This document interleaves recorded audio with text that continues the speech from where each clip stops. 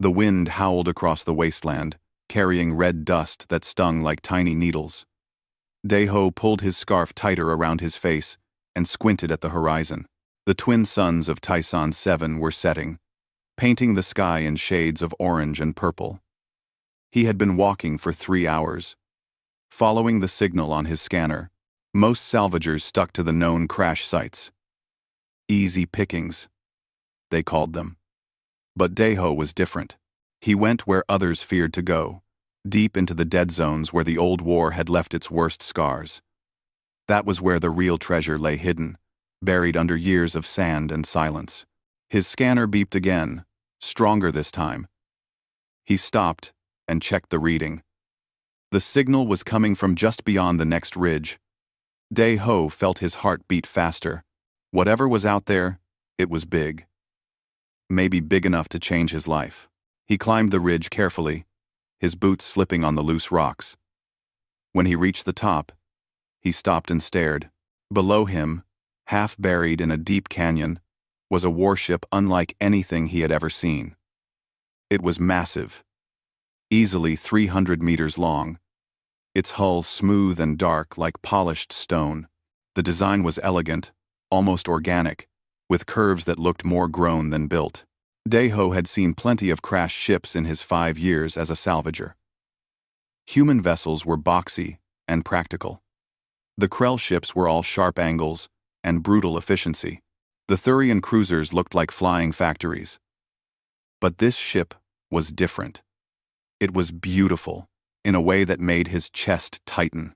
He pulled out his identification scanner and aimed it at the wreck. The device hummed for a moment, then displayed a single word: unknown. Daeho frowned. His scanner had data on every known ship class from the war. If it could not identify this vessel, that meant it was either very old or very secret. Either way, it was valuable. He made his way down into the canyon, sliding the last few meters on loose gravel. Up close, the ship was even more impressive. The hull showed damage from the crash, but most of it seemed intact. He walked along its length until he found what looked like a sealed entrance. Daeho set down his pack and pulled out his cutting torch. The door was made of some kind of metal he did not recognize, but the torch cut through it slowly. Sparks flew in the dim light. After 20 minutes of work, he had cut a hole big enough to squeeze through. Inside, the ship was dark and silent. Daeho switched on his headlamp and looked around. The corridor was wide and high, with walls that seemed to shimmer faintly in the light. The air smelled strange, like ozone, and something sweet he could not name. He checked his scanner. The power reading was coming from deep inside the ship, toward what his device identified as the core section.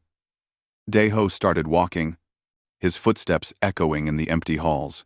The ship was eerily well preserved. There were no bodies, no signs of battle damage inside.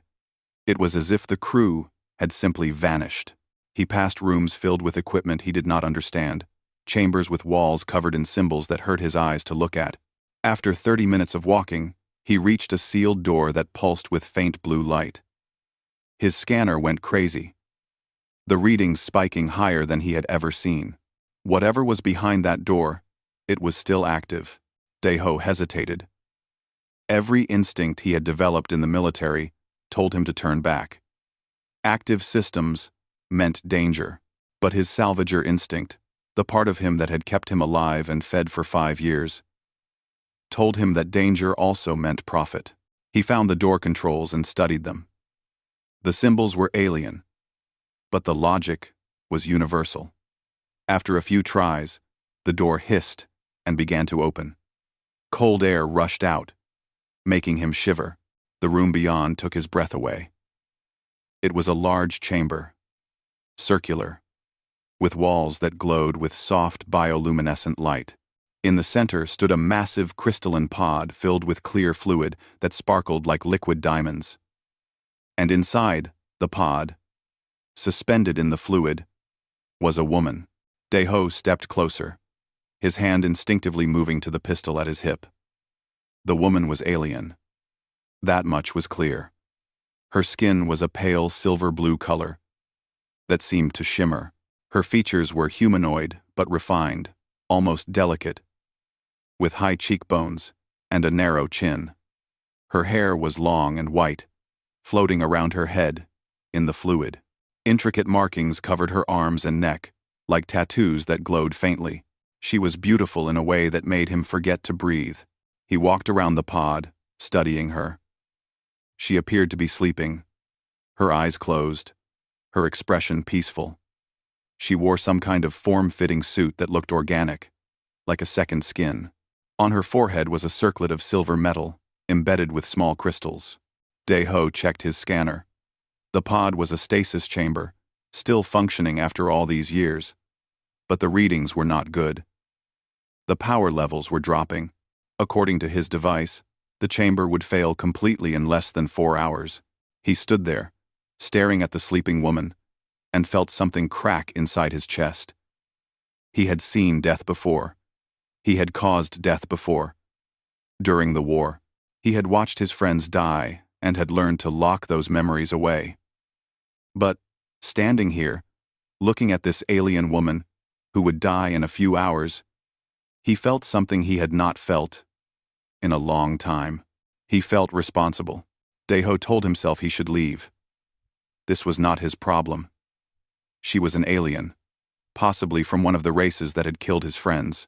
The smart thing would be to strip the ship of anything valuable and let nature take its course. But he could not move.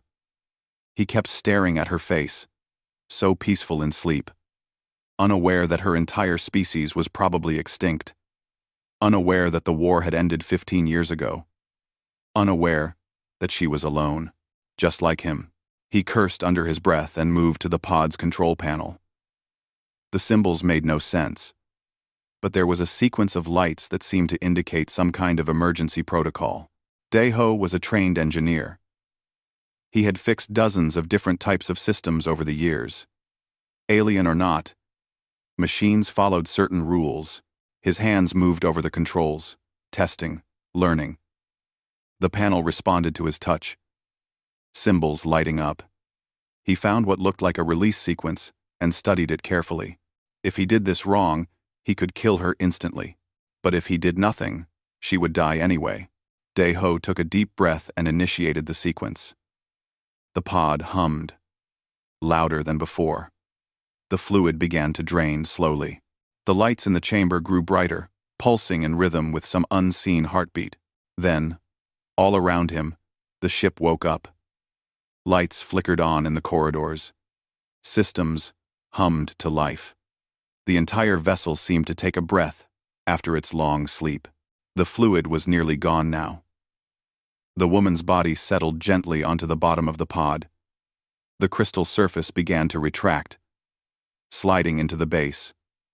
Dae-ho stepped closer, his heart pounding. Her eyes opened suddenly, glowing amber in the dim light. She gasped, her chest heaving as she took her first breath in 15 years. Her head turned, and those strange, beautiful eyes locked onto his face. For a moment, neither of them moved. They just stared at each other across the space between species, between worlds, between everything that had come before.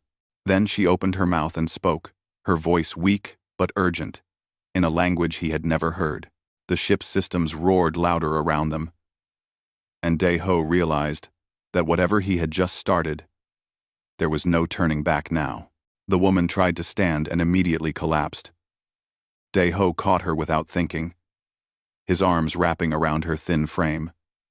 She felt cold and fragile, like she might break. She pushed against him weakly, her eyes wide with fear and confusion. "Easy," Dae-ho said, keeping his voice calm. "You have been asleep for a long time. Your body needs to adjust." She spoke again in that musical, alien language. Her voice was getting stronger, but also more panicked. She looked around the chamber, at the pod, at the glowing walls, at him. Her expression shifted from confusion to horror. Dae-ho pulled out his translator device and held it between them. The small machine beeped and whirred, trying to process her words. After a moment, it produced a crackling translation. "Where, my crew, What happened? There is no battle, Deho said slowly, giving the translator time to work. The war ended 15 years ago. The woman stared at him. The translator spoke in her language, and her face went pale. Well, paler than it already was.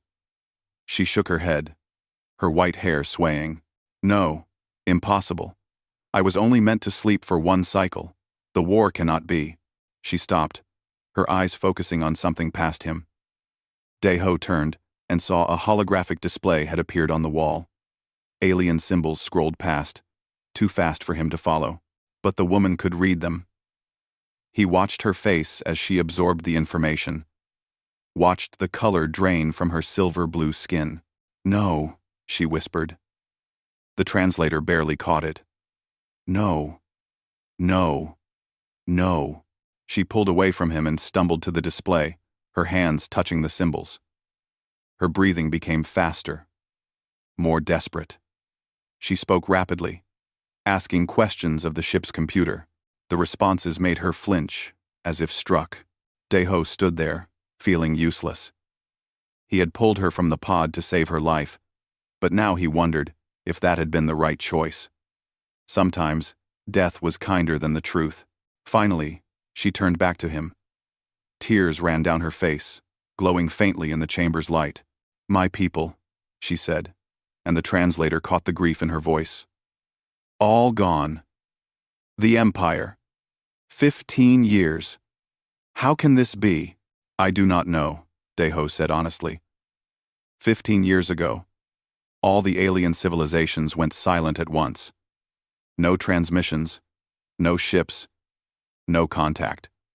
We call it the Great Silence. Nobody knows what happened. She slid down the wall and sat on the floor, her head in her hands. Her whole body shook.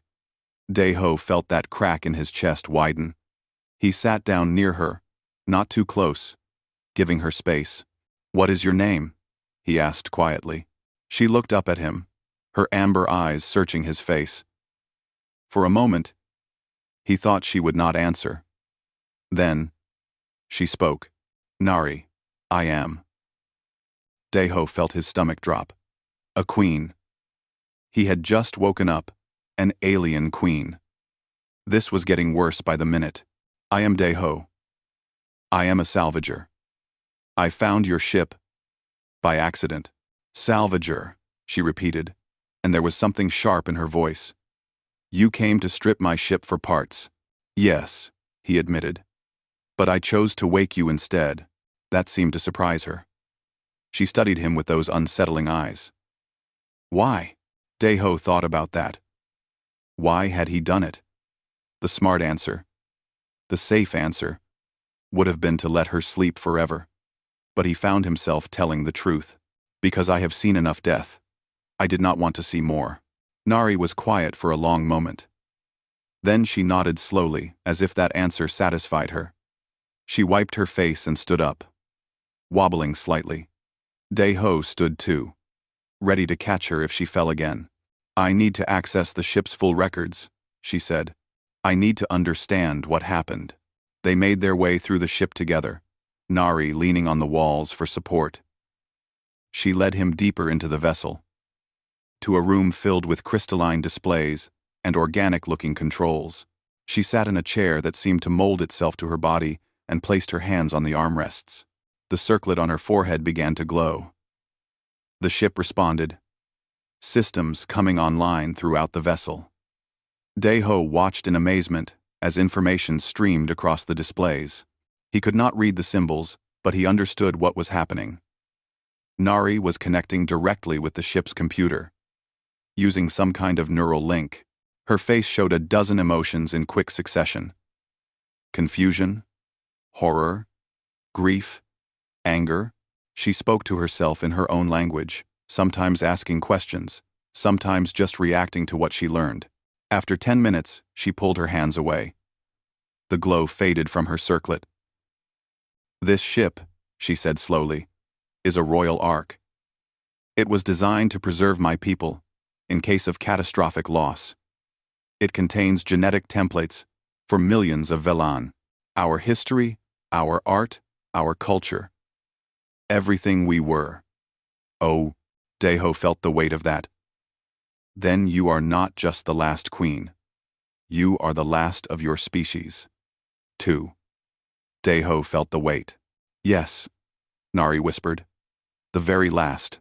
She stood and walked to one of the displays. With a gesture, she brought up an image.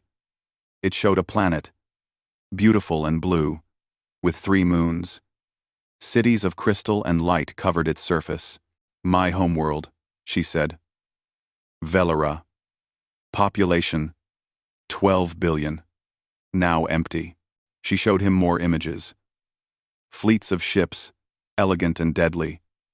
Cities floating in the clouds of gas giants. Stations orbiting stars, harvesting energy. An empire that had spanned hundreds of worlds, all gone. The logs show that we fired a weapon, she continued. Near the end of the war, a desperate attempt to turn the tide. It was called the Consuming Void. We did not fully understand it. Ancient technology we had found and tried to use. What did it do? Deho asked. I do not know exactly. The logs are damaged. But after we fired it, everything went wrong. The weapon did not just affect the enemy. It affected everyone, every civilization in this sector of space. Within days, all communications stopped. Deho thought about that. A weapon that destroyed everyone, including the people who fired it. The ultimate failure. I am sorry, he said. For your people. For all of it. Nari turned to look at him. You were our enemy in the war. Your people killed many Velan. Why do you care? Because the war is over, Deho said. And I am tired of hate. She studied him again with that intense gaze. Finally, she nodded. I had a sister. Her name was Hei-1. She questioned the war, wondered if peace was possible. The military leaders said she was weak, naive. She died in a battle against human forces, defending a colony. I had a best friend, Deho said quietly. Taeyang. He died when Velan ships ambushed our unit. I held him while he bled out. He was 23 years old. They looked at each other across the divide of their losses. 2 people who should have been enemies. Connected by grief. The war took everything from both of us, Nari said.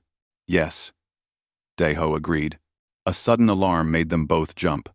Red lights flashed throughout the ship. Nari rushed back to the control chair and linked in again. Her face went tight with worry. What is it? Deho asked. Hunter drones, she said. 6 of them. Old military models. Still following war protocols. They detected the ship's power signature when we woke the systems. How long do we have? 6 hours. Maybe less. She looked at him. The shields are offline. The weapons are damaged. If they attack, this ship cannot defend itself. Deho felt his military training kick in. Then we repair them. Can you show me the systems? You would help me? Even though this ship probably killed humans during the war? That was 15 years ago, Deho said firmly. Right now, we are not human and Velan. We are just 2 people trying to survive. Nari smiled for the first time. A small, sad smile. I think Taeyang would have liked you too, Deho replied. The ship's alarms grew louder. They had 6 hours to repair systems designed by a civilization that no longer existed, using technology they barely understood. But as Deho looked at Nari, and she looked back at him, he felt something he had not felt since before the war. He felt hope. The next 5 hours were chaos. Nari led Deho through the ship, showing him systems that looked more like living organs than machines. The shield generators were made of crystalline structures that pulsed with internal light. The power conduits were organic tubes that carried energy like blood vessels. Your people built ships like they were alive, Deho said, his hands deep in a control panel. We did not build them, Nari corrected. We grew them. Velan technology is biomechanical. The ship is as much creature as machine. That explained why everything felt wrong to Daeho's engineer mind. He was used to circuits and wires, not living tissue. But the basic principles were the same. Energy had to flow from source to destination. Systems needed power and control. The problem was that Nari, despite being a queen, was not an engineer. She knew how to command the ship through her neural link, but she did not understand how it actually worked. And Daeho knew engineering, but not this alien biology. "This is not working," Nari said after the third failed attempt to restore the shields. "I am royalty, not a technician. I commanded ships. I did not repair them. Known. And I am a salvager who rips things apart, not puts them together," Daeho replied, frustrated. He wiped sweat from his forehead. "We need to think differently." "What do you mean? Your ship is alive, right? So treat it like a wounded animal. Where is it bleeding energy?" Nari closed her eyes, her circlet glowing as she linked with the ship. "The main power nexus is damaged. The ship is trying to route around it, but it is losing too much energy in the process. Can we bypass it completely? Use a different power source?" "What other power source?" "The backup systems are offline." Daeho thought for a moment, then ran back to the entrance, where he had left his pack. He pulled out his portable generator, the one he used to power his cutting tools. It was human technology, crude compared to Velan systems, but it worked. "This," he said, showing it to Nari. "Can your ship interface with human tech?" She looked doubtful. "Our systems are incompatible. Different energy signatures, different protocols. Let me try something." For the next hour, Daeho worked to create a hybrid system. He stripped cables from his generator and spliced them into the Velan bioconduits. It was rough work, ugly work, but slowly it began to function. The ship's organic systems actually adapted, growing connections to the foreign technology. "It is working," Nari said, amazed. "The ship is accepting your generator." "How did you know it would do this?" "I did not," Daeho admitted. "But living things adapt to survive. I gambled that your ship would too." With the power flowing, Nari could restore partial shields. Not enough to fight the drones, but maybe enough to protect them, long enough to run. Daeho worked on the engines next, using the same hybrid approach, human power cores feeding Velan systems. They were finishing the last connection when the ship's alarms screamed. The drones had arrived early. 3 hours ahead of schedule, Nari said, her hands flying over controls. "They must have detected our power spike. Can we fight them?" "With what?" "The weapons are completely dead." Through the ship's external sensors, Daeho could see the 6 drones. They were sleek, deadly machines, designed for one purpose: destroying enemy vessels. They circled the crashed ship like sharks. "Then we run," Daeho said. "Can the engines lift us?" "Maybe. But the ship is badly damaged. We will not get far. Far is better than dead." Nari linked fully with the ship, her whole body glowing now. The Ark shuddered and groaned. Ancient systems, dormant for 15 years, struggled to wake. The ground shook as the massive vessel tried to lift itself from the sand. The drones attacked. Energy beams cut through the canyon, striking the shields. The whole ship rang like a bell. Nari gasped in pain, feeling the damage through her neural link.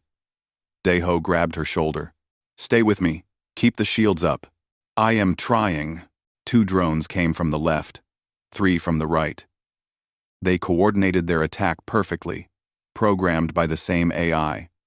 The shields flickered under the assault. Daeho watched the power levels dropping on the displays. His generator was not enough. "We need to go now," he shouted. Nari pushed harder, and the ship responded. It rose 10 meters, 20, shaking off sand and rock. But it was slow. Too slow. The drones circled closer, their weapons charging for another strike. That was when Daeho saw it. His shuttle, still parked where he had left it outside the canyon. Small, fast, and armed with a plasma cannon. "I have an idea," he said. "But you are not going to like it." What? Keep the ark in the air. I am going to lead them away. That is suicide. It is a chance. He was already running toward the exit. Just be ready to jump to my shuttle when I get back. He did not wait for her answer. Daeho sprinted through the corridors, his heart pounding. Behind him, he heard Nari shouting something in her language, but he could not stop. If the drones destroyed the ark, everything Nari's people had been was lost. He could not let that happen. Daeho reached his entry hole and squeezed through. The canyon was chaos, dust and debris flying everywhere, as the ark struggled to hover. The drones were so focused on the big ship that they did not notice one human running across the sand. He reached his shuttle and fired it up. The small craft lifted smoothly, its systems responding instantly. Daeho had maintained this shuttle for 5 years. He knew every circuit, every control. "Come on, you bastards," he muttered, and fired his plasma cannon at the nearest drone. The shot went wide, but it got their attention. 3 of the drones immediately broke off from the ark and turned toward him. Daeho grinned despite his fear. He had been a pilot in the war before he became an engineer. He still remembered how to fly.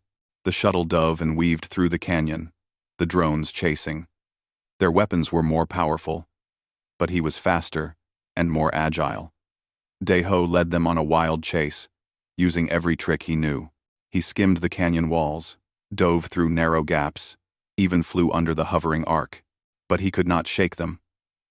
One drone got a shot through his shields, scorching the hull. Alarms blared. Another minute of this, and they would bring him down. Then Nari's voice came through his comm system. "Daeho, the ark's weapons are not completely dead. I can fire 1 shot from the main cannon. Get them lined up." 1 shot. He would have to get all 3 drones in a straight line behind him. At these speeds, with weapons firing, that was nearly impossible. But nearly impossible was better than nothing. Daeho flew straight up out of the canyon, pushing his engines to maximum.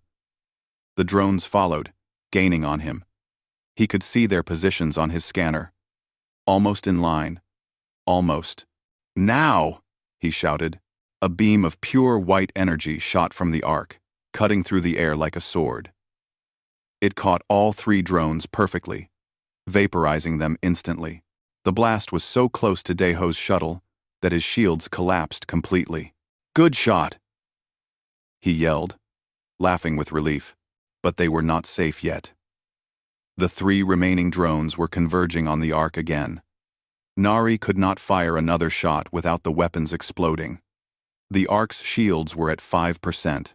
Daeho flew back as fast as he could. When he got close, he opened the shuttle's cargo bay. "Nari! Jump!" Through his window, he saw her running through the ark's corridors. She reached an airlock and opened it.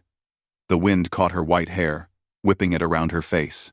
She looked down at the long drop to his shuttle, then back at the ship that held everything her people had been. "I am sorry," she whispered to the ark. Then she jumped. Daeho matched her fall perfectly, bringing the shuttle up to catch her. She tumbled into the cargo bay, and he sealed it immediately. The remaining drones fired at the ark, their weapons finally overwhelming the failing shields. The explosion lit up the sky. The Royal Ark, the last remnant of the Velan Empire, died in fire and light. Daeho flew away as fast as his damaged shuttle could go. In the cargo bay, Nari wept for everything lost. Again, hours later, when they had put enough distance between themselves and the drones, Daeho set the shuttle down in a ruined city. Neither of them spoke for a long time. Finally, Nari came to the cockpit. Her eyes were red from crying, but her voice was steady. "You risked your life for my ship. For you," Daeho corrected quietly. "I did it for you." She sat in the co-pilot seat and looked at him. Really looked at him.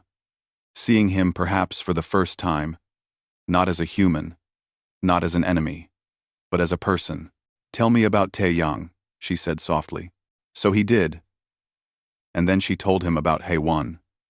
They sat in the ruined city and shared their grief, two survivors finding connection in their loss. Outside, something moved in the rubble. They were not alone after all. The signal was weak but clear. Daeho picked it up on his scanner while doing repairs to the shuttle. At first, he thought it was a malfunction. Nothing lived in the dead cities. Nothing had lived here for 15 years. But the signal persisted. A regular pulse, deliberate and intelligent. Someone is down there, he told Nari. Underground, she had been sitting quietly, still grieving the loss of the Ark. Now she looked up, her amber eyes focusing. Survivors? Maybe. Or a trap.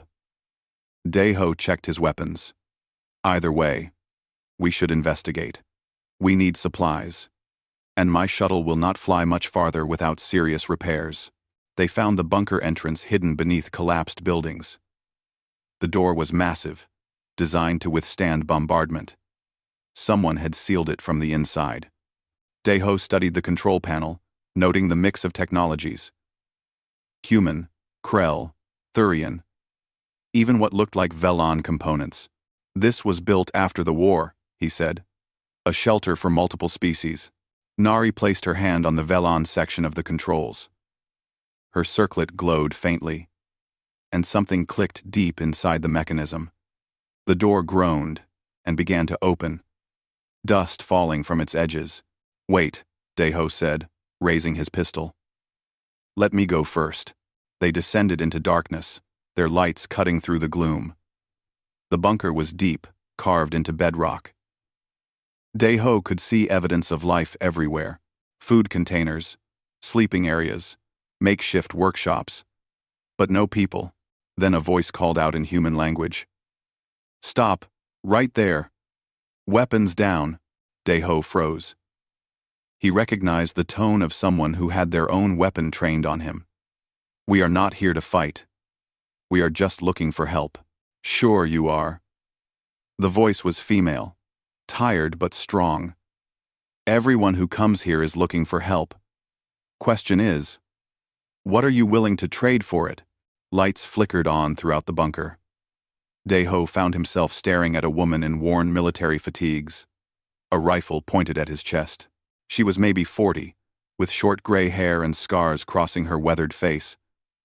But what surprised him was the group behind her. Humans.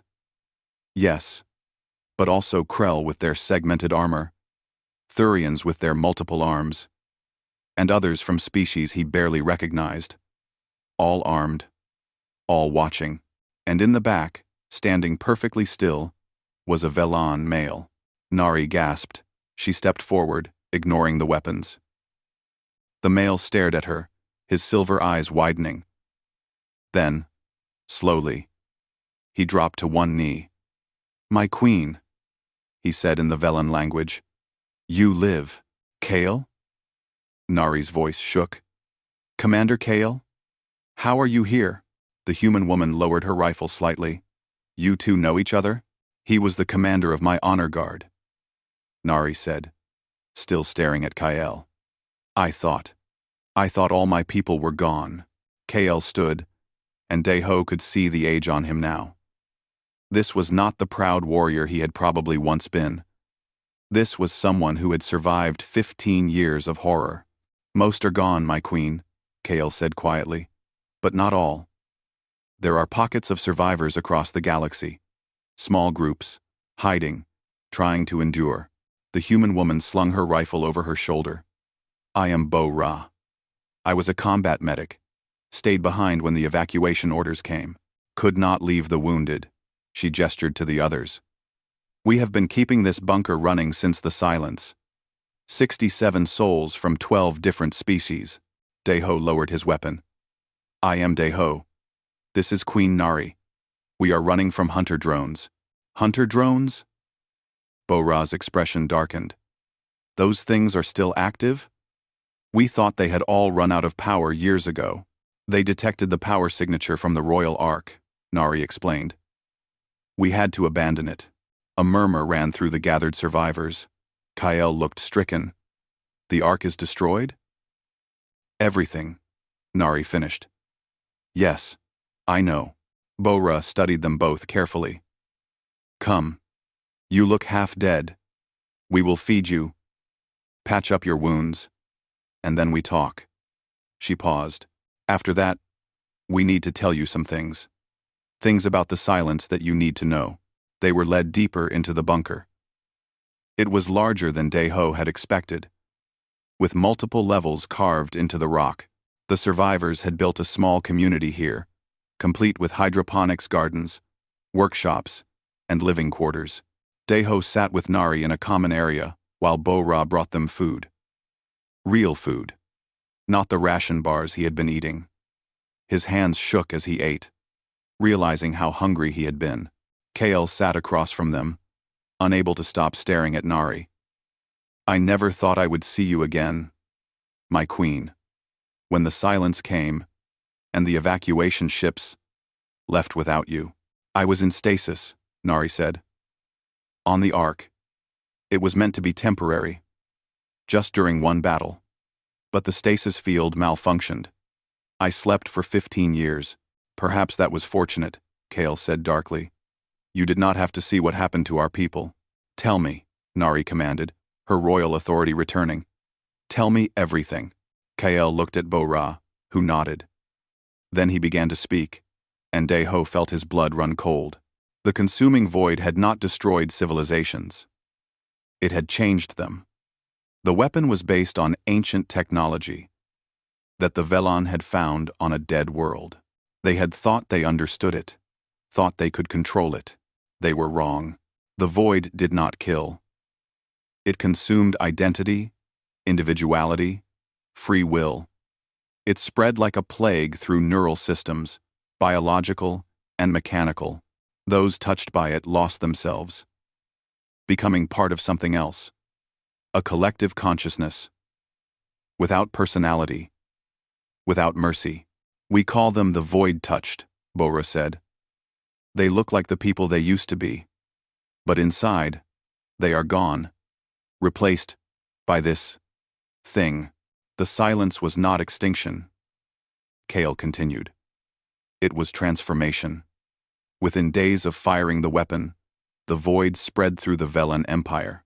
Then to the Krell, the Thurians, everyone. Entire planets went dark as populations converted. Daeho thought about that. Billions of beings, all consumed by the weapon they had fired. Why did some survive? We do not fully know, Bo-Ra admitted. Distance helped. We were far from the initial blast.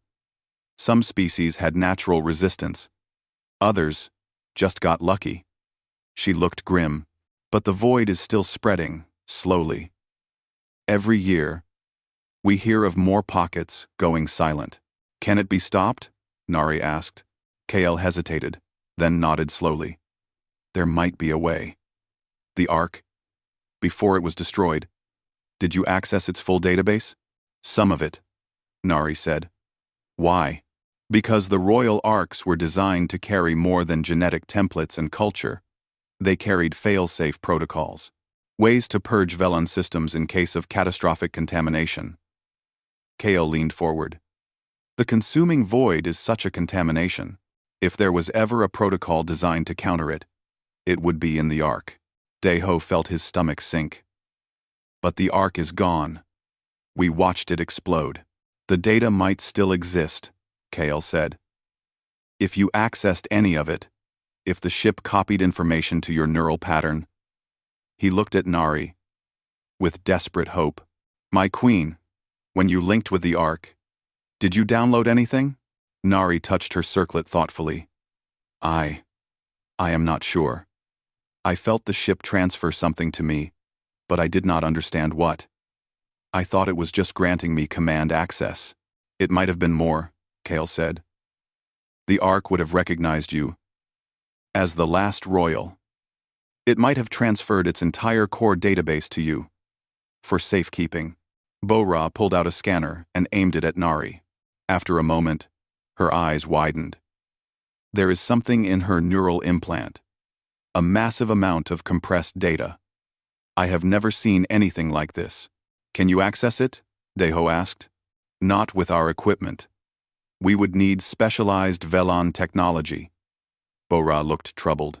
But if what Kyle says is true, if there is a way to reverse the void's effects, then we need to find that technology.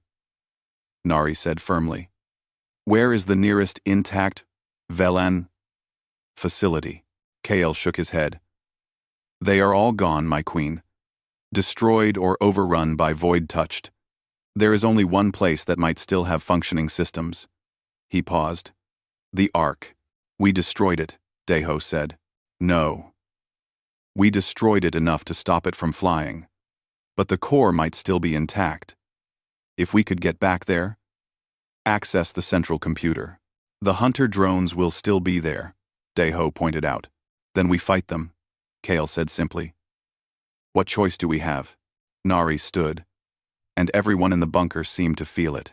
She had the presence of a queen, even in borrowed clothes and exhausted from her ordeal.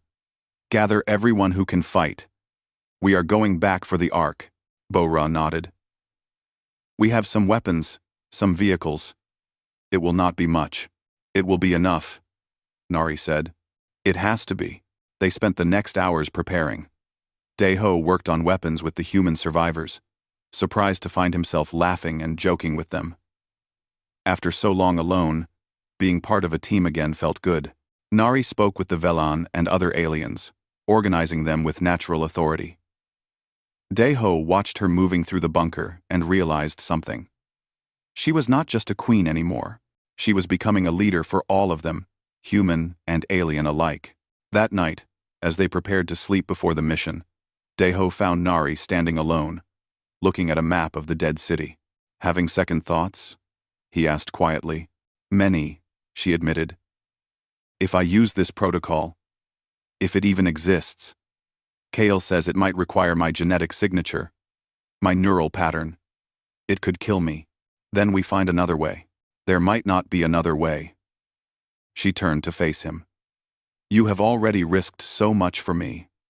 For someone who should be your enemy. You are not my enemy, Deho said firmly. You have not been for a while now. Nari smiled sadly. I think perhaps we could have been friends, you and I, in another life. We are friends, Deho said. In this life. Before she could respond, alarms began blaring throughout the bunker. Bora's voice echoed over the speakers. Void touched. They found us. Everyone to defensive positions. They ran to the bunker's entrance. Through the monitors, Deho could see them coming. Dozens of figures, moving with inhuman coordination. They looked like people from various species, but their eyes were empty, glowing with a sickly green light. And in the front, leading them, was a figure that made Deho's heart stop.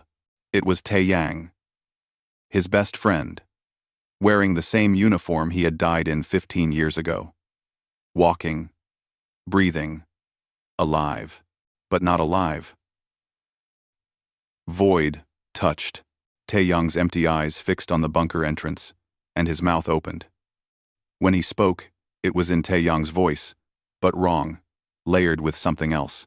Deho, my friend, come out, join us, end your suffering. Deho raised his weapon with shaking hands, staring at the impossible sight of his dead friend walking toward him. The bunker shook as the void touched slammed against the sealed door. Deho could hear Taeyang's voice among the others, calling his name, promising peace and unity. It made his skin crawl. How many? Bora shouted, checking her rifle. At least 50, Kale replied, his eyes scanning the monitors. Maybe more coming. Nari stood beside Deho, seeing his face. My best friend. He died 15 years ago. Deho's voice was hollow. I buried him myself. The void must have found his body. Reanimated it. Kale looked grim. It does that sometimes. Uses corpses as puppets. The thing wearing his face is not your friend anymore. But it sounded like him. It moved like him. Even through the monitor, Deho could see Taeyang's familiar gestures, the way he tilted his head when he spoke. The void had not just animated a corpse, it had copied everything that made Taeyang who he was. Everything except his soul. We cannot hold them off forever, Bora said. This door is strong, but not that strong. Nari made a decision. Then we do not hold them. We run. She looked at Kale. Is there another exit? We seed. We see. Weed. Weed. We see. Yes. But it comes out 2 kilometers from here. We would be exposed. Better than trapped. Nari turned to address everyone in the bunker. Gather essential supplies only. We leave in 5 minutes. Our destination is the crashed Ark. The Ark? Bora looked shocked. That is in the opposite direction. Exactly. The void touched will chase us, but we will be faster. Once we reach the Ark, I can access the data in my neural implant and activate the purge protocol. If it exists, Kale added quietly. If it exists, Nari agreed. But we have to try. The survivors moved quickly, years of practice making them efficient. They grabbed weapons, food, medical supplies. The children were bundled into protective gear. Within 4 minutes, everyone was ready. The door was buckling now. Green light seeped through the cracks as the void touched tried to force their way in. Dae-ho could still hear Tae-yang's voice, now angry, demanding entry. Now, Nari commanded. They ran through the back tunnels, 67 beings from 12 different species moving as one. Dae-ho helped carry supplies, his mind still reeling from seeing Tae-yang. Nari ran beside him, her white hair streaming behind her. They emerged into the dead city just as the bunker door finally broke. Behind them, they could hear the void touched pouring through, but the survivors had vehicles waiting. Rough, improvised transports built from salvaged parts. Go, Bora shouted, firing her rifle to cover the others. Get to the Ark. They drove through the ruined streets, the void touched chasing on foot behind them. Dae-ho looked back and saw Tae-yang running faster than any human should, his eyes glowing with that sick green light. Faster, he urged the driver, but the vehicles were old and overloaded. The void touched were gaining. Kale stood up in the back of one transport, firing a heavy weapon at the pursuers. He hit several, but they just got back up. The void did not feel pain, did not fear death. We need to slow them down, Nari said. She closed her eyes, her circlet glowing. Dae-ho, do you trust me? Yes. Then hold on. She reached out mentally, searching for any technology still active in the city. The dead buildings around them suddenly came alive. Old defensive turrets, dormant for 15 years, activated and began firing. Doors slammed shut, blocking streets. Entire structures collapsed, creating barriers. The void touched were forced to slow down, to find new paths. It bought the survivors precious minutes. How did you do that? Dae-ho asked in amazement. This was a Velan colony once, Nari said, breathing hard from the effort. Some of our systems still respond to royal commands. But I cannot hold them for long. They drove for an hour before reaching the canyon where the Ark had crashed. The massive ship lay broken on the ground, smoke still rising from its hull. The 3 remaining hunter drones circled overhead like vultures. Great, Bora muttered. Void touched behind us. Killer drones ahead. Perfect. Dae-ho studied the drones through his scanner. They are low on power. They have been circling for hours, waiting for targets. An idea formed. If we can get inside the Ark before they attack, they might run out of energy before they can break through. Might is not a strong tactical word, Kale observed. It is all we have. They drove straight for the Ark at maximum speed. The drones immediately dove toward them, weapons charging. Energy beams cut through the air. One transport exploded, killing 5 survivors instantly, but the others made it to the ship's hull and piled out. Dae-ho led them to the hole he had cut on his first visit. They squeezed through in pairs, while Kale and Bo-Ra provided covering fire. The drones struck again and again, but they were slowing. Their power was almost gone. The last survivor made it inside just as the void touched arrived at the canyon's edge. Tae-yang stood at the front, his head tilted unnaturally, staring at the Ark. Seal the entrance, Nari commanded. They welded the hole shut with whatever materials they could find. It would not hold forever, but it might buy them time. Inside the Ark, Nari led them to the central core. The chamber was damaged from the drone attack, but the main computer still functioned. She sat in the command chair and linked in, her whole body beginning to glow. "The data is here," she said, her voice distant. "The Purge Protocol. It was designed to cleanse Velan systems of any contamination." She paused, her expression troubled. But Kale was right. It requires a living royal's genetic signature and neural pattern to activate. It will use my life force as the catalyst. "No," Deho said immediately. "There has to be another way." "There is not." Nari opened her eyes and looked at him. "This is why the Ark kept me alive, Deho. This is my purpose. To be the cure for the disease my people created. You did not create this. You were asleep when they fired the weapon. I am still Velan, still royalty.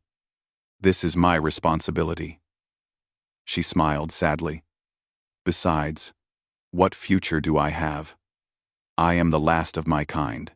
When I die, the Velan die with me anyway. At least this way, my death means something." Deho felt tears on his face. "You are more than just Velan. You are Nari. You are your friend," she finished. "I know, and you are mine. That is why I need you to do something for me. Anything." She gestured to the chair beside hers. "The protocol can be shared. If someone compatible links with me, they can help distribute the energy burden. They would survive. And so might I. But they would need to have both biological compatibility and neural augmentation." Deho understood. "Like military implants, like yours." Nari reached out and took his hand. "I am asking you to help me, Deho. One more time. But I will not order you. This is your choice." Outside, the void touched were breaking through. The sound of metal tearing echoed through the Ark. They had minutes. Maybe less. Deho sat in the chair beside Nari and placed his hands on the armrests. "Tell me what to do." Kael stepped forward. "My queen. I should be the one. I am Velan. It is my duty. You do not have neural implants, Kael. Your biology is pure. It would kill you instantly." Nari looked at her old guard commander. With affection. "But I need you alive. You must lead our people after this. Teach them to work with humans, to build something new." Kael bowed his head, accepting. Nari turned back to Deho. "When I activate the protocol, you will feel everything I feel. The pain, the strain, all of it. You must hold on, no matter what. Can you do that?" "I held Taeyang while he died," Deho said quietly. "I can hold you while you live." She smiled. Really smiled. Bright and beautiful. "I think in another life, we could have been more than friends." "We are more than friends," Deho said. "In this life, right now." The void touched broke through. Taeyang led them into the Ark's corridors. Bo-Ra and the other survivors opened fire, creating a desperate last stand. Nari activated the protocol. Pain exploded through Deho's body. He felt Nari's life force flowing through him, mixing with his own. The neural link between them deepened until he could not tell where he ended and she began. He felt her grief for her lost people, her fear of death, her hope for the future, and she felt his memories. Taeyang's smile, the war's horrors, his lonely years as a salvager, and his growing feelings for her, the alien queen who had become the most important person in his life. Together, they pushed the protocol outward. Energy radiated from the Ark in waves, spreading across the dead city, across the continent, across the planet. Wherever the waves touched, the void touched. The green light in their eyes flickered and died. Taeyang stopped in the corridor, his expression confused. The void's hold on him was breaking. He looked around, saw the gun in his hands, saw the blood on his clothes. For just a moment, the real Tae-yang was back. "Dae-ho?" he called out, his voice his own again. "Where am I? What happened?" Then the energy wave completed its work. Tae-yang's reanimated body could not survive without the void sustaining it. He collapsed, finally at peace after 15 years. "I am sorry, my friend," Dae-ho whispered through the pain. "Rest now." The protocol spread further, reaching beyond the planet. Across the sector, on a dozen worlds, void-touched beings fell as the contamination was purged from their systems. Some survived, restored to themselves. Others, like Tae-yang, had been too far gone, but the void itself was dying. The ancient weapon's influence was being erased, system by system, world by world. In the Ark's core, Dae-ho felt Nari's life force fading. "Cannot. Too much." Her voice was weak. He pushed harder, pouring his own strength into her. The neural link between them was so deep now that he could feel her heartbeat as if it were his own. He refused to let it stop. "You do not get to die," he said fiercely. "Not after everything. You are the last queen, remember? Your people need you. My people are gone. Then we build new people. Humans and Velen together. But I need you alive for that." Something changed in the energy flow. Bora was suddenly there, attaching medical equipment to both of them. "Stubborn idiot," she muttered. "Just like all the good ones. Kale, help me stabilize her." The Velan commander added his hands to Nari's chair, using his own limited psionic ability to support her. Other survivors gathered around, offering what help they could. The protocol completed. The energy wave had spread as far as it could reach. It was done. Dae-ho and Nari collapsed in their chairs, both barely conscious, but both alive. Weeks passed. The survivors made the Ark's remains into a new home. The structure was too damaged to fly, but it still had power, still had systems. More importantly, it had become a symbol. Humans and aliens worked together to rebuild. They sent out signals, calling other survivors to join them. Slowly, cautiously, responses came back. Other pockets of survivors, other species, all looking for hope. Dae-ho recovered quickly, his military augmentations helping him heal. Nari took longer. The protocol had burned through her life force, leaving her weak. Nari 24. Nari 24. Nari 24. Nari 24. Nari 24. But she was alive, and getting stronger each day. One evening, Dae-ho found her on the Ark's observation deck, looking at the stars. She turned when she heard him approach, and smiled. "How are you feeling?" he asked. "Better.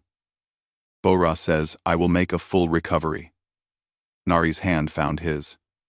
"Thanks to you. Thanks to all of us." They stood together in comfortable silence. The neural link had faded after the protocol, but Dae-ho could still feel an echo of it sometimes, a connection that went deeper than friendship, deeper than anything he had words for. "The other survivors are calling me queen," Nari said. "Not just the Velan.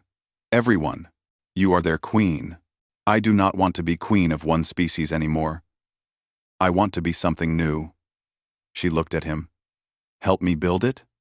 A real alliance between our people? I am just a salvager. You are more than that. You always were." Nari squeezed his hand. "Stay with me, Dae-ho. Help me create something better than what came before." He thought about Tae-yang, finally at rest. About the war that had taken so much from both of them. About the chance to build something new from the ruins. "Yes," he said simply. Nari's bio-markings began to glow softly in the fading light, and where her hand touched Dae-ho's, his skin showed a faint echo of the same pattern. A symbol of two species, two people, becoming one future. Below them, in the growing settlement around the Ark, humans and aliens worked side by side. Children of different species played together, learning each other's languages, sharing each other's cultures. The galaxy was still broken. There was still so much work to do, so many wounds to heal. But for the first time in 15 years, there was hope, and standing together, the last queen and the salvager who had saved her, that hope felt like enough.